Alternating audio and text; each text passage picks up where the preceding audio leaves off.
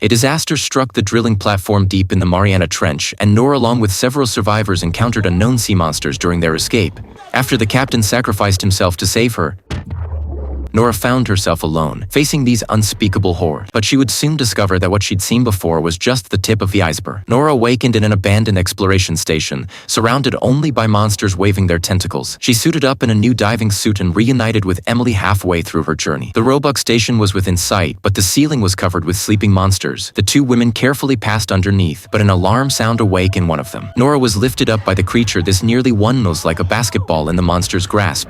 As the creature opened its massive jaws to devour her, Nora fired a flare to break free. The entire ceiling suddenly took flight. When Nora fired a flare into the distance, the ocean floor gradually became illuminated. She was instantly struck speechless by the sight before her. It was a gigantic beast several times larger than the drilling platform itself. The ceiling was merely its tentacle, and those monsters were nothing more than Flea's parasitic ally attached to its body. This was the ancient entity that humanity had awakened while drilling the ocean floor, a horrific being from Chaluha mythology that had slumbered in the deep sea for tens of millions of years. The beast effortlessly destroyed massive structures with a casual swipe of its claw, sending Nora flying dozens of meters from the shockwave. Emily rescued her just in time, getting her into the Roebuck station, where Nora's diving helmet had become jammed. Emily had no choice but to use a fire extinguisher to smash the stuck faceplate. 3 escape pods remained in the evacuation area, but one of them couldn't launch. Nora told Emily to go first while she stayed behind to make repairs. The beast began attacking the station, and even more terrifyingly, countless smaller monsters detached from its body, chasing after the escape pods. At this rate, Emily would never make it out alive. Nora looked at the damaged escape pod, then at the beast looming nearby. She remembered the captain's final words, "Stay alive." But sometimes sacrifice is the best way to truly live. She accessed the system and forced the power core into overload. The computer showed that the explosion would reach all the monsters without affecting the escape pods. The 60-second countdown began. The beast in the darkness seemed to sense danger,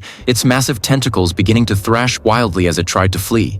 But faced with the ultimate power of human technology, even ancient gods couldn't escape. You lose your sense of time in the dark, so let's light this shit up. The explosion's brilliance instantly illuminated the entire deep that surpassed the sun. The ancient beast let out one final roar in the light before completely vanishing in the nuclear flame.